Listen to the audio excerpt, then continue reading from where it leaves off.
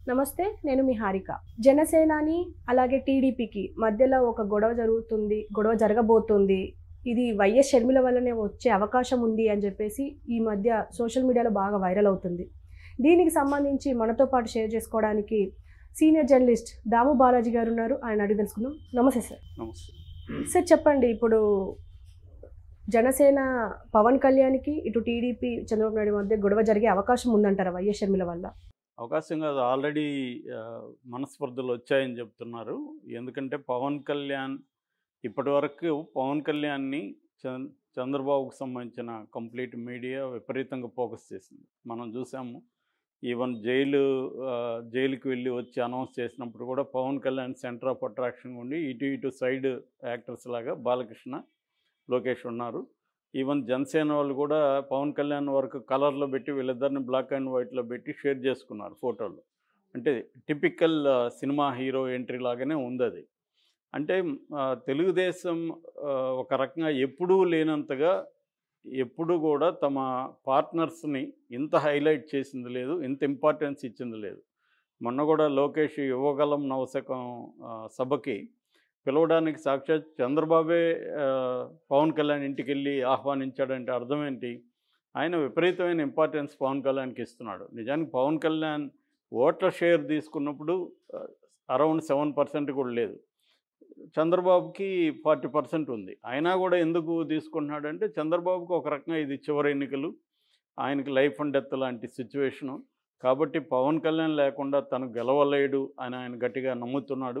అందుకని పవన్ కళ్యాణ్కి ఒక రకమైన అన్డ్యూ రెస్పెక్ట్ కానీ, ఒక అప్లిఫ్ట్మెంట్ కానీ ఇస్తున్నారు.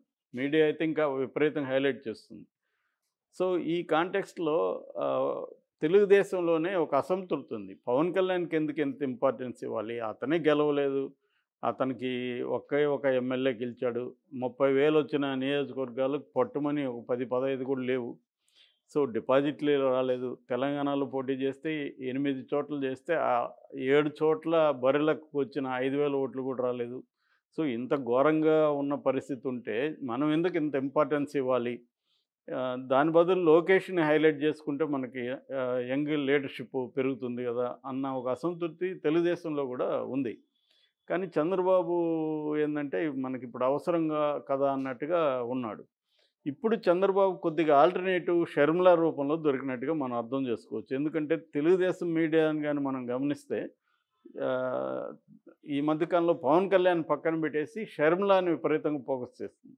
వాళ్ళ మీడియాలో డిస్కషన్లు గానీ, వీడియోలు గానీ అన్నీ షర్మిల చుట్టూ తిరుగుతున్నాయి. షర్మిలకి జగన్‌కి మధ్య గొడవ అన్న దాన్ని వాళ్ళు హైలైట్ చేస్తున్నారు. షర్మిల కాంగ్రెస్‌లో చేరగానే జగన్‌కి వణుకని, జగన్ షివరైపోతున్నాడని, నిన్న విజయమ్మ ఇంటికి పోయి కూడా ప్రాధేయపడ్డాడని, అమ్మ నువ్వు ఎలాగన్నా చెప్పి షర్మిలాని ఆపు అని అడుక్కున్నాడని, ఇలాంటి కథనాలు వస్తున్నాయి. అంటే అర్థమేంటి? వాళ్ళు ఒక రకంగా వాళ్ళకి ఇప్పుడు కొంత ఆల్టర్‌నేటివ్ దొరికింది. ఈ అమ్మాయి గిఫ్ట్‌లు పంపించినప్పుడు కూడా లోకేష్ నిజానికి ఈ అమ్మాయి గిఫ్ట్‌లు పంపించినట్టుగా ట్వీట్ గాని ఏమీ చేయలేదు. కానీ లోకేష్ దాన్ని ట్వీట్ చేశాడు. నిజానికి లోకేష్ ట్వీట్ చేయాల్సిన అవసరం లేదు. గిఫ్ట్‌లు పంపిస్తే తీసుకోవచ్చు. ఎందుకంటే ఈమె దాన్ని బహిరంగంగా పంపలేదు కదా! బహిరంగ పంపితే ఆమె ఎక్స్‌ప్రెస్ చేసేది కదా! కానీ లోకేష్ ఎందుకు చేశాడు? అంటే వాళ్ళకి ఇదొక కొత్త ఆయుధంగా దొరుకుతుంది. షర్మిల ఒక కొత్త ఆయుధం. ఎందుకంటే జగన్‌ని దెబ్బ కొట్టడానికి ఒక ఫ్యామిలీ డ్రామాని క్రియేట్ చేయొచ్చు. రేపొద్దున ఎలా ఉండబోతుందంటే జగన్నే వాళ్ళ చెల్లిని తరిమేస్తే మేము ఆదరించాం. మాకు ఆడబిడ్డల మీద చాలా గౌరవం ఉంది. సో వాళ్ళ ఇంట్లో ఇటు షర్మిలాని గానీ, అటు సునీత రెడ్డిని గానీ జగన్ బయటికి తరిమేశాడు. వాళ్ళ గోసకు కారణమయ్యాడు. కాబట్టి మేము వాళ్ళని ఆదరిస్తున్నాం. సో మాకు శత్రువు ఫ్యామిలీలో ఆడబిడ్డలైనా మా దగ్గరికొస్తే మేము ఆదరిస్తాం అన్న ఒక నెరేటివ్‌ని వీళ్ళు తీసుకెళ్తారు. రెండో వైపు అసలు సొంత చెల్లెలికే న్యాయం చేయలేనివాడు, సొంత చెల్లెలికే ఆస్తిలో వాటా ఇవ్వనివాడు, అధికారంలో వాటా ఇవ్వనివాడు రాష్ట్ర ప్రజలకి ఏం చేస్తాడు అన్న ఇంకొక నెరేటివ్‌ని తీసుకెళ్ళడానికి వీళ్ళకి ఒక ఆయుధంగా దొరికిందిది. సో ఈ కాంటెక్స్ట్‌లో ఇప్పుడు పవన్ కళ్యాణ్ ఖచ్చితంగా ఇబ్బందే. ఎందుకంటే బిగినింగ్ నుంచి అలాగే వెళ్ళుంటే ఓకే. బిగినింగ్ ఆకాశానికి ఎత్తిపెట్టేసి అతన్ని ఇప్పుడు కింద పడేస్తే ఖచ్చితంగా హర్ట్ అవుతారు ఎవరైనా. సో పవన్ కళ్యాణ్‌కి కూడా ఎలా ఉంటదంటే, ఆయనకి సినిమాకి, రాజకీయాలకి పెద్ద తేడా తెలీదు ఇప్పటికి గూడా. సినిమాల్లో ఎలాగైతే హీరో ఎంట్రీ, హీరోయిజం, స్టార్ ఇది ఉంటదో, బయట కూడా అలాగే బిహేవ్ చేస్తుంటాడు. అలా నమ్ముతుంటాడు అతను. సో అదొక ప్రాబ్లమ్. దాన్నే ఇమేజ్ ట్రాప్ అని కూడా ఫిల్మ్ థియరిస్టులు ఎప్పుడో కాయిన్ చేశారు. అంటే బయట స్క్రీన్‌లో ఉండే ఇమేజ్‌నే బయట కూడా ఈ స్టార్స్ క్యారీ చేస్తుంటారు. ఎందుకంటే ఈ ఫ్యాన్స్ బయట కూడా అలాగే బిహేవ్ చేస్తుంటారు. సినిమాలో హీరో లాగానే బయట కూడా వాళ్ళని ట్రీట్ చేస్తుంటారు. దాన్ని ఇమేజ్ ట్రాప్ అంటారు. ఆ ఇమేజ్ ట్రాప్‌లో చాలామంది ఇరుక్కుంటారనేది ఒక అబ్జర్వేషన్ అన్నమాట. సో అలాగా పవన్ కళ్యాణ్‌కి ఆ ఇమేజ్ ట్రాప్ పెద్దది. అతని బలము, బలహీనత అభిమానులే. సో అభిమానులు పొలిటికల్ క్యాడర్‌గా షిఫ్ట్ చేయలేదు ఇతను. వాళ్ళని పొలిటికల్ క్యాడర్‌గా తయారు చేయకుండా అభిమానులుగానే ఉంచాడు. ఎందుకంటే ఇతనికి కూడా అదే కావాలి. వాళ్ళు పొలిటికల్ క్యాడర్‌గా మారడం ఇతనికి ఇష్టం లేదు. మారిపోతే ఈ రకమైన ఒక హీరో వర్షిప్ అనేది ఉండదు. ఇప్పుడు జగన్‌కి హీరో వర్షిప్ ఉండదు కదా! అతన్ని ఒక పొలిటికల్ లీడర్‌గా మాత్రమే వైసీపీ క్యాడర్ చూస్తారు. కానీ ఆహ్, ఇతనికి మాత్రం హీరో వర్షిప్ ఉంటది బయట గూడా. అది పవన్ కళ్యాణ్‌కి కూడా కావాలి. అందుకనే అతను వాళ్ళు ఎన్ని అరాచకాలు చేసినా ఎక్కడ ఖండించడు. వాళ్ళకి క్లాసులు చెప్పడం, వాళ్ళని పొలిటికల్‌గా మోటివేట్ చేయడం, ఒక పొలిటికల్ క్యాడర్‌కి ఉండాల్సిన లక్షణాలని టీచ్ చేయడం, వాళ్ళని ఆర్గనైజ్ చేయడం.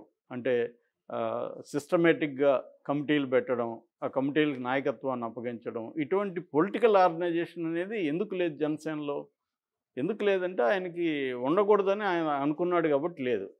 పవన్ కళ్యాణ్‌కి ఇష్టం లేదు అలాంటి పొలిటికల్ క్యాడర్ తయారు చేయడం. ఇటువంటి ఒక అన్‌రూలీ ప్రాలిటీ మన దాన్నేమంటారు లంపెన్ యూతే అతనికి కావాలి.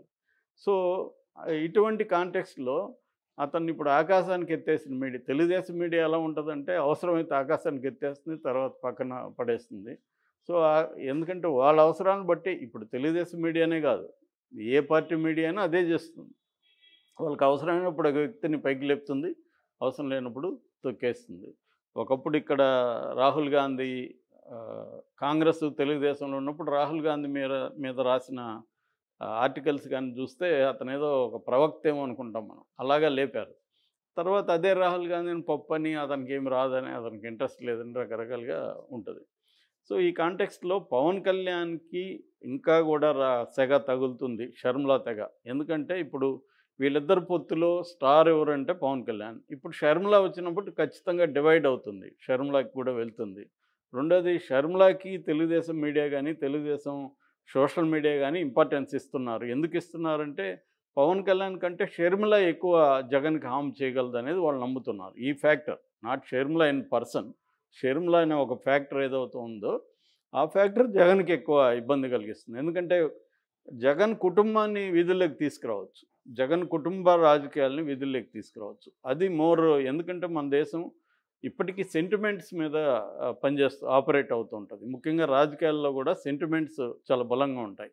అందుకనే ఒక లీడర్‌ని ఎందుకు పైకి తీసుకొస్తుంటారంటే లీడర్ చుట్టూ ఉండే ఒక హీరో వర్షిప్పే ప్రధానంగా ఉంటది. మనది పేరుకి ప్రజాస్వామ్యం గానీ, ఇది ప్రెసిడెన్షియల్ అని చెప్పొచ్చు మనం. ఫెడరల్ వ్యవస్థ మనది మామూలుగా అయితే. ప్రధానమంత్రి ప్రధానంగా ఉంటారు గానీ, మనది ప్రెసిడెంట్ లాగానే ఇప్పుడు మోడీ ఒక ప్రెసిడెంట్ లాగానే ఉన్నాడక్కడ. అట్లాగే రీజనల్ పార్టీలో నాయకులందరూ కూడా ప్రెసిడెంట్సే వాళ్ళు. అక్కడేం డెమోక్రసీ ఉండదు. అంటే ఇప్పుడు షర్మిల ఇప్పుడు ఏపీకి ఎంట్రీ ఇచ్చింది కాబట్టి, వీళ్ళు కూడా అంటే వైసీపీలో ఉన్న కొంతమంది కూడా వచ్చే అవకాశం ఉంది అని చెప్పేసి అంటున్నారు. అది ఎంతవరకు నిజం? ఖచ్చితంగా వస్తారు. ఎందుకంటే వాళ్ళకి వేరే ఆల్టర్‌నేటివ్ లేదు. ఇప్పుడు వైసీపీలో చాలామందికి సిట్టింగ్స్‌కి సీట్లు ఇవ్వట్లేదు. కొంతమందికి ఇష్టం లేకపోయినా ఎమ్మెల్యేగా ఉంటారు. వాళ్ళని ఎంపీగా ఇస్తున్నారు. లేదా ఇక్కడ ఎమ్మెల్యేగా ఉండి ఇంకొక నియోజకవర్గానికి పంపిస్తున్నాడు. అలాంటి వాళ్ళు ఏదో ఒక చోట ఇచ్చాడులే అని అడ్జస్ట్ అయిపోతున్నారు. అసలే ఇవ్వనోళ్ళు కొంతమంది రెబెల్స్‌గా మారే అవకాశం ఉంది. వాళ్ళు ఇటు తెలుగుదేశంలోకి రాలేరు. ఎందుకు రాలేరంటే ఆల్రెడీ జనసేన తెలుగుదేశంలో ఆహ్, హౌస్‌ఫుల్. అక్కడ సీట్లు ఇప్పుడు వాళ్ళకిచ్చే పరిస్థితి లేదు. కాబట్టి వాళ్ళకి సీటు కావాలి. వచ్చి తెలుగుదేశంలో చేరితే వాళ్ళకేంటి ఉపయోగం? అందుకని సీటు కావాలంటే వాళ్ళకున్న ఏకైక ఆప్షను కాంగ్రెస్సే. కాంగ్రెస్‌లో వెళ్తే ఇమ్మీడియేట్‌గా సీట్ ఇచ్చేస్తారు. సో, ఎందుకంటే కాంగ్రెస్‌కి వాళ్ళవసరం. వాళ్ళకి కాంగ్రెస్ కంటే కూడా. కాంగ్రెస్ జీరో గదా! ఎవరొచ్చినా వచ్చినట్టే గదా! వాళ్ళకి. వాళ్ళకి ఆ లోకల్‌గా వాళ్ళకున్న బలం కాంగ్రెస్‌కి యాడ్ అవుతుంది గదా! ఆ రకంగా కాంగ్రెస్ కొంత ప్రెజెన్స్‌ని పెంచుకోవచ్చు. సో కాబట్టి ఒక 30-40 మంది కాంగ్రెస్లోకి వచ్చే అవకాశం ఉంది. రెండవ ఫ్యాక్టర్ ఏంటంటే వైసీపీలో 90% ఒకప్పుడు కాంగ్రెస్ నుంచి వెళ్ళిన వాళ్ళే కాబట్టి వాళ్ళకి ఒక రకమైన గర్వాపసి కంఫర్టబుల్గా కూడా ఉంటుంది తెలుగుదేశం కంటే కూడా. సో ఆ రకంగా మనకి కాంగ్రెస్ అక్కడ బలపడే అవకాశం ఉంది. ఏదేమైనా ఈమైతే ఇప్పుడు మనం మీడియాలో చూస్తే కూడా ఏవి వ్యూస్ ఎక్కువ పోతున్నాయంటే షర్మిల టాపిక్కే వ్యూస్ ఎక్కువ పోతున్నాయి. అంటే జనం కూడా డ్రామా కావాలి. డ్రామా ఉంటేనే జనం కూడా చూస్తారు. ఆ డ్రామా ఇప్పుడు ఈమె క్రియేట్ చేసింది. దీన్ని తెలుగుదేశం వాళ్ళు పెంచుతున్నారు డ్రామాని. ఇంకా ఆల్రెడీ వైసీపీ వాళ్ళు కూడా స్టార్ట్ చేశారు మెల్లమెల్లగా అటాక్స్. సో ఇదంతా కలిసి షర్మిల సెంటర్ ఫిగర్ అవుతుంది. పవన్ కళ్యాణ్ సైడ్కి వెళ్ళిపోతాడు. అది పవన్ కళ్యాణ్కి ఇష్టం ఉండదు. సో మనం ఇప్పుడు మళ్ళీ ఎలాగో ఫ్యూచర్లో చూస్తాము. Yeah, ఆయన ఖచ్చితంగా పక్కన చూస్తాం. పెడుతున్నారా లేకపోతే కలుపుకొనే వెళ్తున్నారా, షర్మిలని కలుపుతున్నారా లేదా కలుపుకొని అనేది. వెళ్తారు కానీ ప్లేస్ చేంజ్ అయిపోతుంది. ప్లేస్ అక్కడ ఉన్న ప్లేస్ కిందికి వెళ్ళిపోతుంది. Okay sir, thank you. చాలా విషయాలు చెప్పారు. ధన్యవాదాలు.